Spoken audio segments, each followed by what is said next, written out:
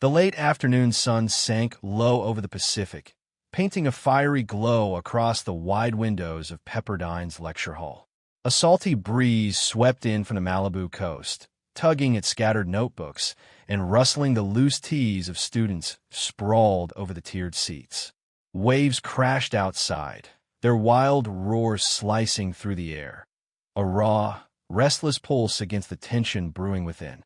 The room buzzed with quiet chaos.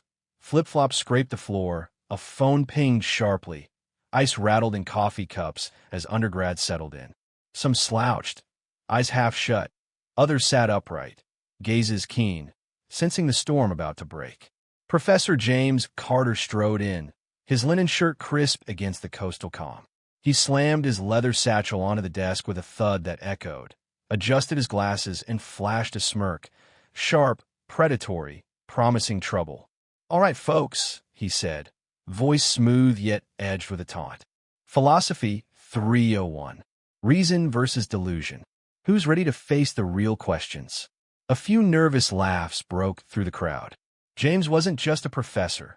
He was a force, tearing apart ideas with cold logic and a wicked grin.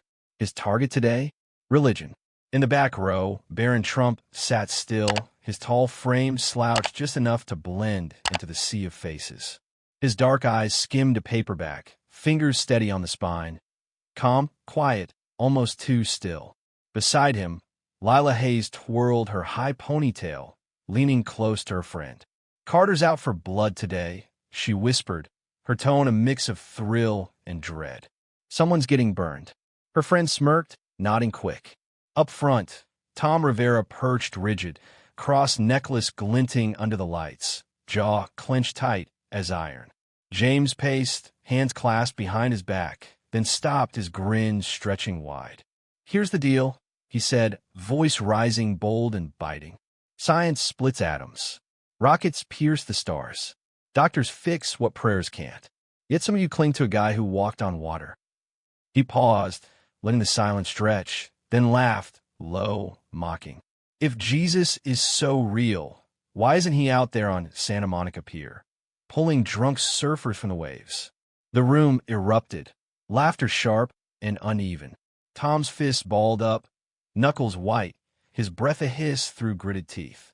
James spun to the chalkboard, scribbling in fierce strokes. "Why evil exists." He turned back, eyes gleaming. "If your God's so loving, where is he? Cancer eats kids alive. Rex Shatter lives. Explain that." His words landed hard, each a jab. Tom shot up, chair screeching. "You're twisting it, Professor," he snapped, voice raw with fury. James waved him off, sharp.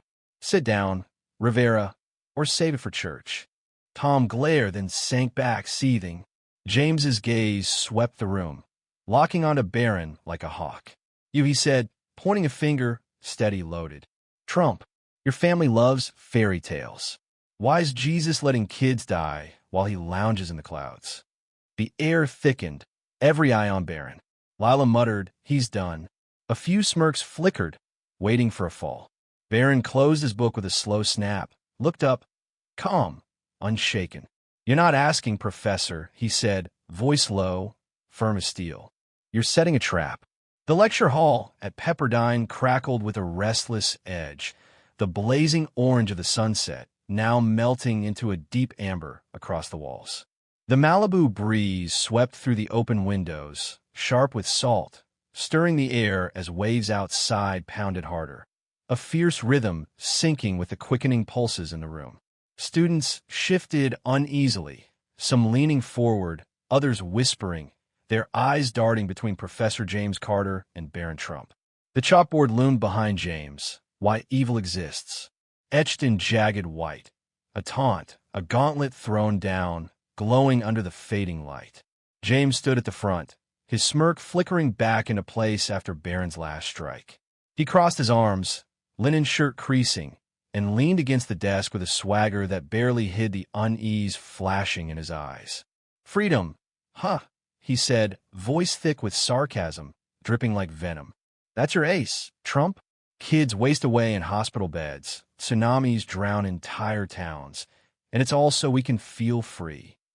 He chuckled a low, mocking growl, and paced a step, his shadow stretching long. Come on, kid. You're gonna need more than that to sell me.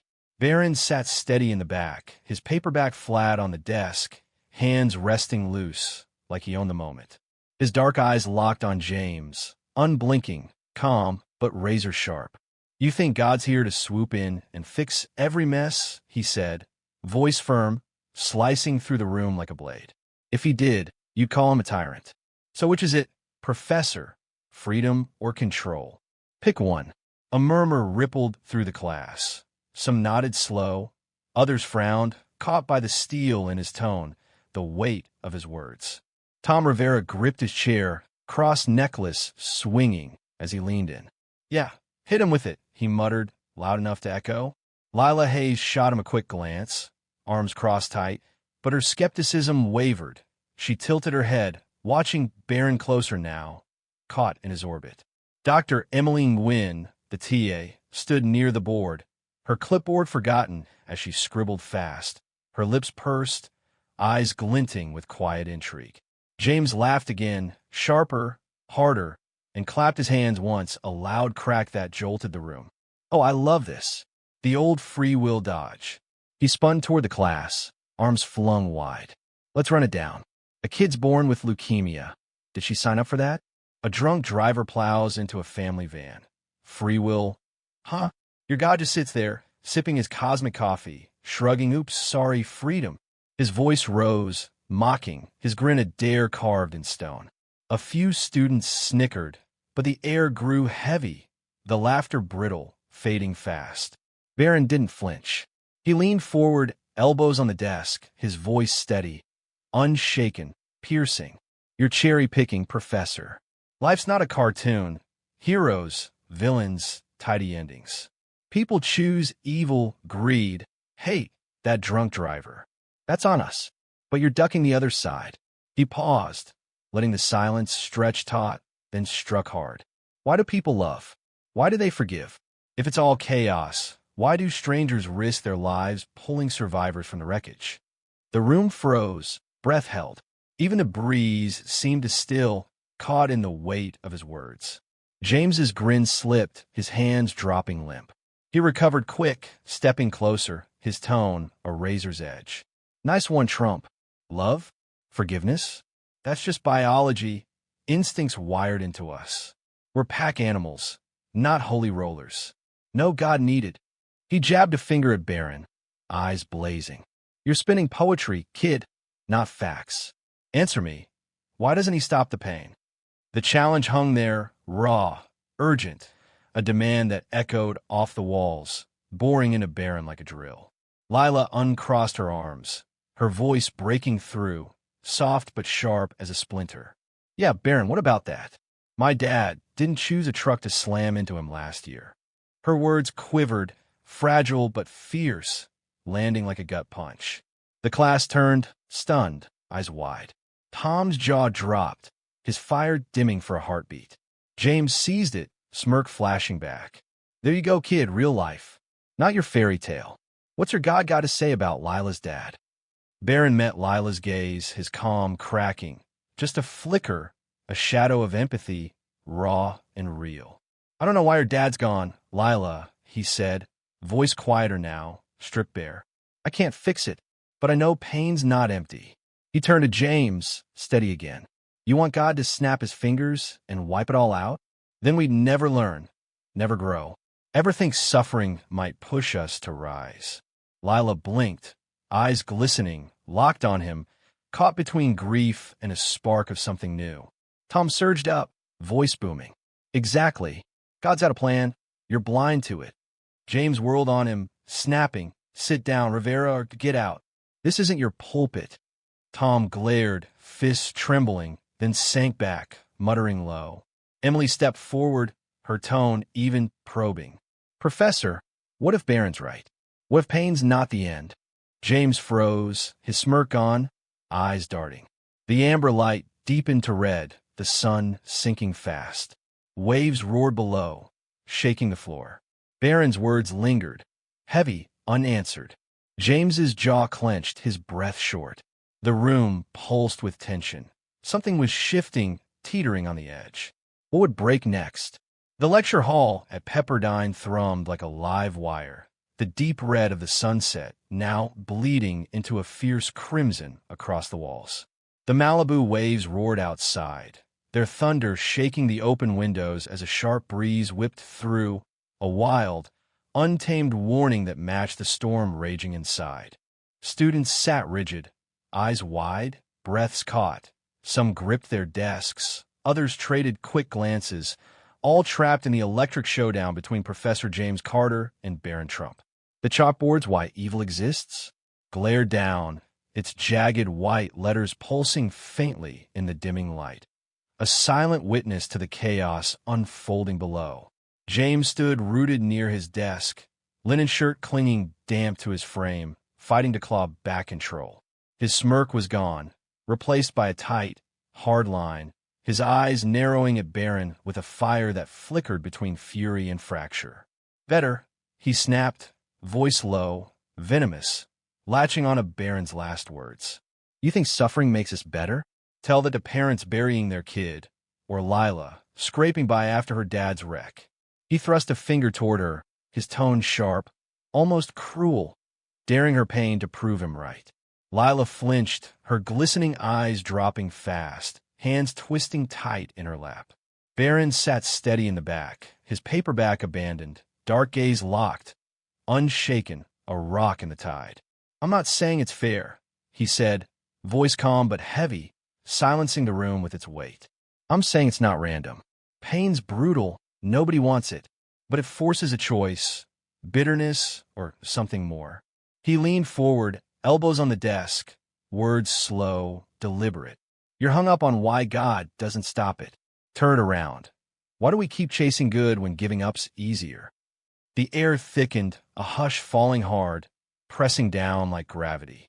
Tom Rivera nodded fierce, his cross necklace glinting as he muttered, "Amen." Lila lifted her head, brow creasing, torn between hurt and a spark of wonder. Dr. Emily Nguyen edged closer to the board, clipboard clutched tight, her calm mask slipping as she watched Barron with raw curiosity. A few students shifted, their earlier snickers fading, replaced by furrowed brows, a shift they couldn't name but felt deep. James laughed, a harsh, broken sound, and flung his hands up. "Chasing good? Save the sermon, Trump. That's just human grit. Evolution, not some divine spark." He paced fast, voice climbing, jagged. "You're dodging. Parents lose a child. Where's your God? A tsunami flattens a coast. Where's the meaning? Give me facts, not fairy tales." His words cracked like a whip, eyes blazing, daring Barron to break under the weight. Barron didn't blink. "Facts," he said, voice steady, rising to meet the storm. "Here's one. People don't just endure pain, they transform it. A mother forgives her kid's killer. A doctor spends decades curing a disease after losing his sister. That's not grit. That's something bigger." He paused, letting it sink deep, then struck. "You call it evolution. Okay, then why does evil feel wrong, even when it wins? Why do we call slavery sick, even when it was law?" The room froze, breath held tight. James stopped cold, hands dropping, his breath hitching. Just a beat, but it screamed. Lila's eyes widened, fingers stilling. Tom slammed his desk once, a loud, sharp thump, and shouted, "Yes." "That's it." James spun on him, voice a growl. "Rivera, I warned you. Shut it or get out." Tom glared, fists clenched, chest heaving, but stayed put. Emily's pen scratched fast, her gaze darting between them like she was watching a wreck unfold. James turned back to Barron, stepping closer, looming over the front row, his voice dropping low. "Dangerous. Slavery? You're reaching, kid. Society shifts, morals change. We decided that, not some cosmic judge."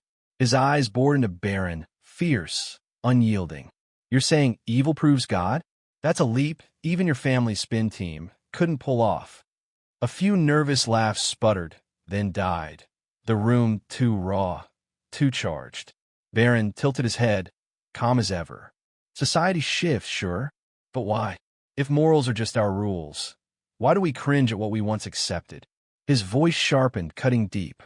You feel it too, Professor. Evil's not just messy, it's wrong. Where's that from if we're only animals? He leaned back, letting the question hang, a quiet bomb, ticking loud in the silence. James's jaw locked, fist balling tight. He opened his mouth, then shut it, his quick comeback stalling, crumbling.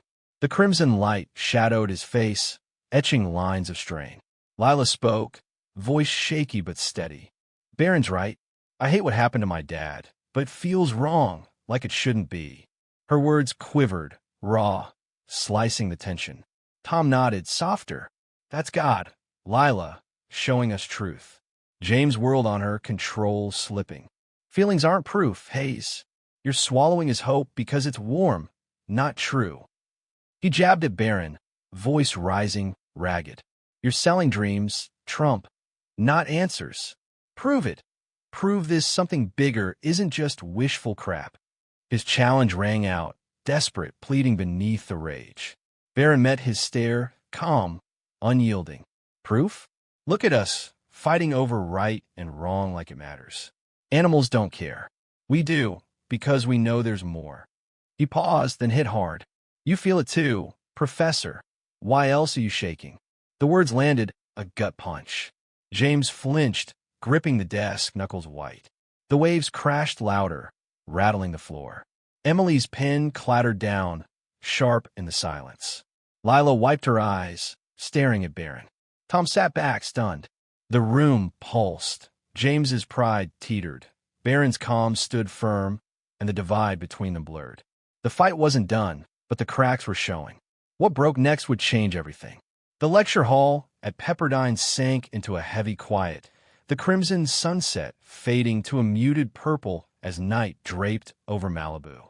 The waves outside hushed to a low, mournful hum, their fury spent, while a cool breeze slipped through the open windows, soft, almost tender, brushing against the silence that now gripped the room.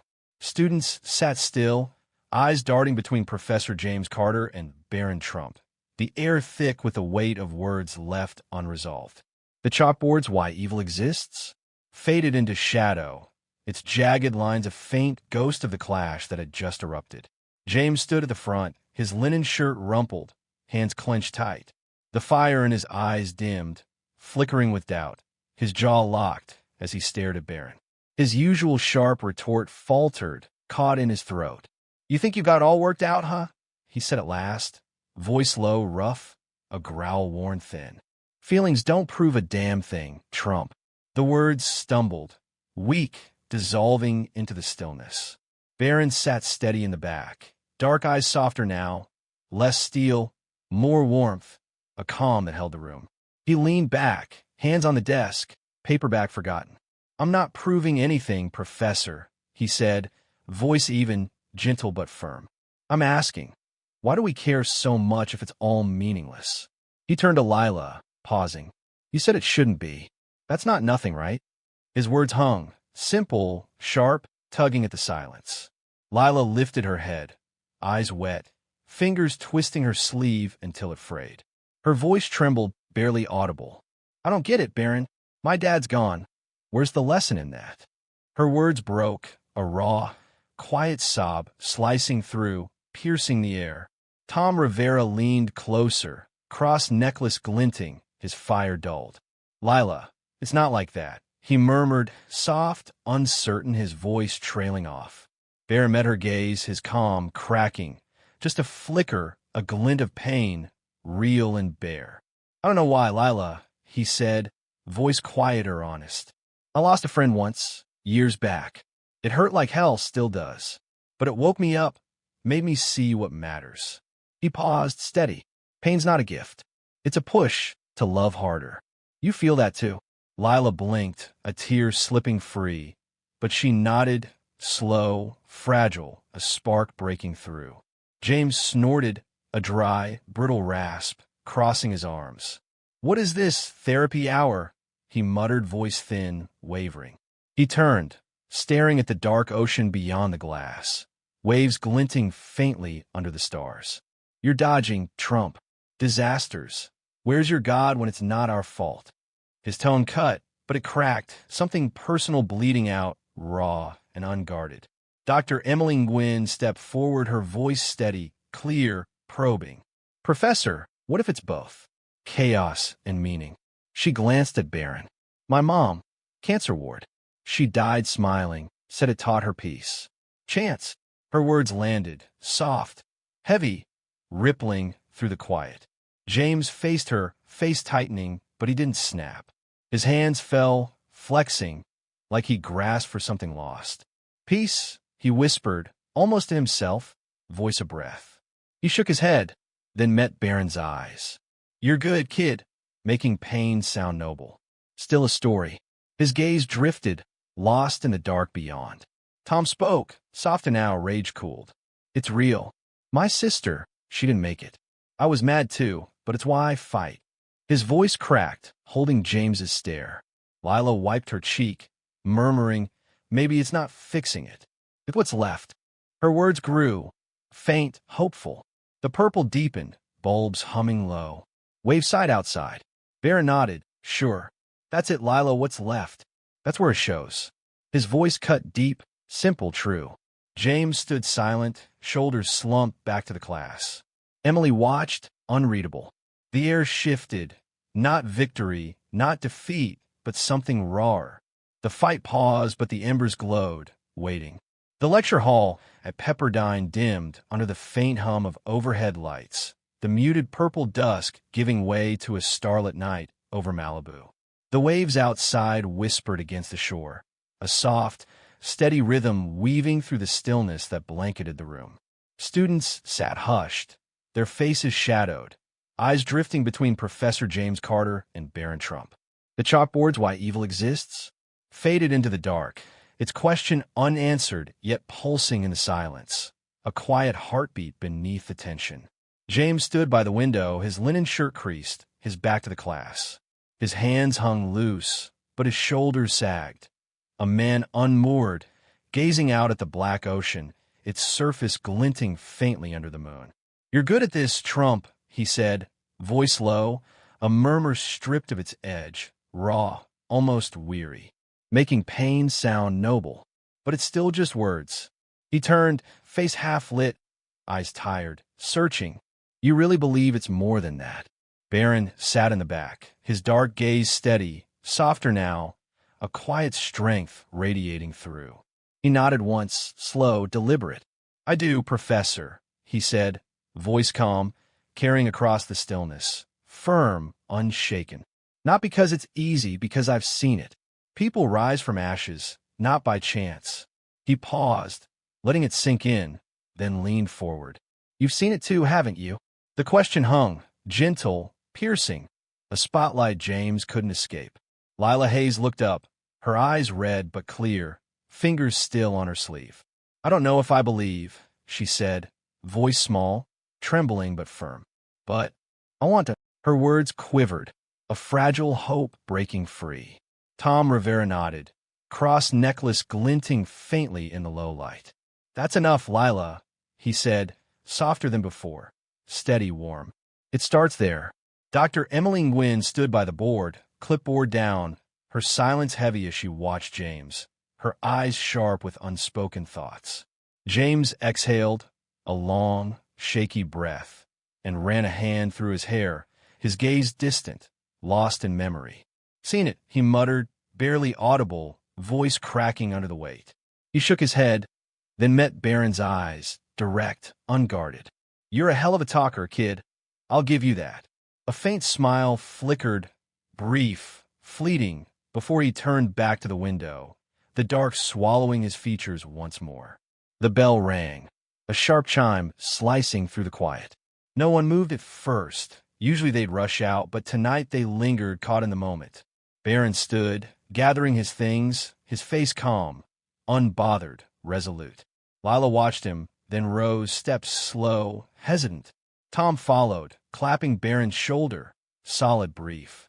"Good fight, man," he said, voice low, thick with respect. Emily stayed back, her eyes on James, who remained still, rooted, staring out. Outside, the ocean shimmered under the moon, waves lapping the cliffs below, a timeless murmur against the night. Barron stepped into the breeze, jacket swaying, stride steady, unshaken. He hadn't won, not outright, but he'd planted something, a crack in the wall, a question that wouldn't fade. James lingered by the window, alone, the room emptying behind him, his silhouette stark against the glass. The fight was over, but the echo stayed, for him, for them all.